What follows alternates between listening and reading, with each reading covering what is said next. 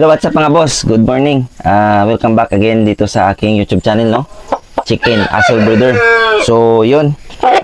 Nandito nga pala si Itim, mga boss. At ito yung nanalo sa ating nilaban kahapon. Dahil natalo din yung isa natin. Nag-time kasi ako ng isang oras, mga boss. At ito ay parang hindi lang lumaban, no? So, yung abuhin natin ay dumapa siya. At butas-butas yung ulo. So, yun. Hindi na nakapasa sa standard natin. Yun, at kinatay na natin mga boss. Kaya hindi nyo na makikita si abuhin dito mga boss. At ito na nga, yung second day. Kahapon yung spar niya, bali binilang ko na yun ng isang araw. Ngayon yung second day ng treatment natin mga boss, no? Bali kahapon nga, pinakita ko na rin sa video yung ginawa natin. Then ngayon, second day, iba naman yung gagawin natin mga boss, no? Nagpakain tayo, konti lang. So, meron lang laman yung tiyan. Tapos, mamayang hapon, sa second day, pwede na tayo magbigay ng isang scoop na ng pagkain. Then, pwede na natin siyang lagyan ng tubig. Dahil ngayong umaga, pwede natin siyang painumin, pero 10 dips lang siya mga boss, 10 dips ng tubig. Yun. Tapos, pag maganda na yung kanyang panunaw mga boss, yun, pwede na natin siyang lagyan ng isang buong scoop na natin ng patuka. Pero pag hindi pa siya maganda, kalahati lang muna mga boss. Pero pwede na natin siyang lagyan ng tubig ngayong hapon. So, pero bago yun mga boss, bulaw lang.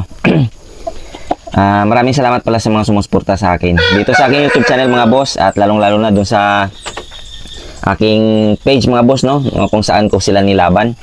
Yun, maraming salamat sa inyo sa patuloy na pagsuporta dito sa aking munting YouTube channel, no? At ngayon, ipapakita ko sa inyo yung gagawin ko dito mga boss dahil tapos na natin itong pakainin at saglit lang kukuha ko ng balahibo ng manok mga boss. Yun nga, at nahulog.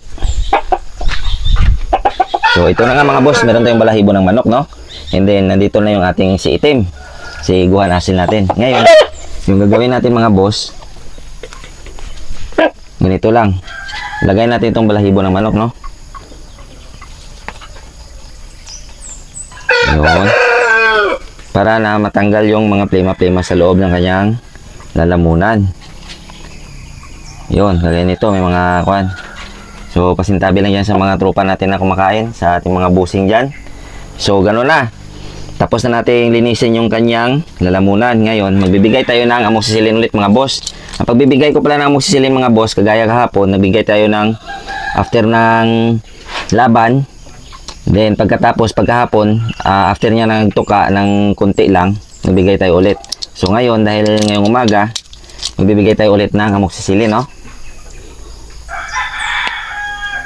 Yun. Ganun lang mga boss. At dito may alcohol tayo, mag-spray tayo ulit.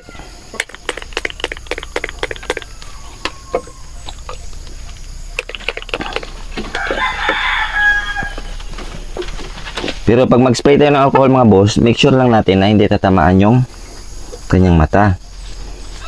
Para na mas mabilis matuyo at gumaling yung kanyang mga sugat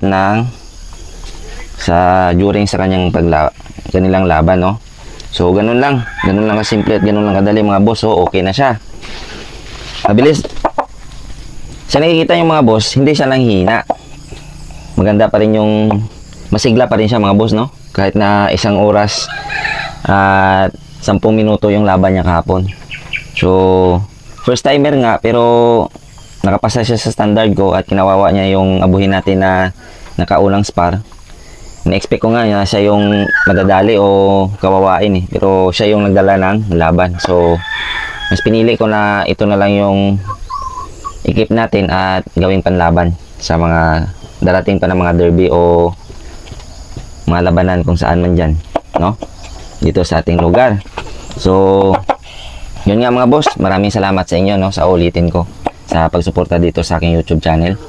At kung bago ka pa lang dito sa aking YouTube channel, pa-subscribe naman, pahit na rin ang notification bell para lagi kang updated sa mga susunod ko pa na videos. At lagi nating tandaan mga boss na ang Nicky De La Sports lamang, huwag tayong magpakalulong sa sugal at lagi nating unahin ang ating pamilya.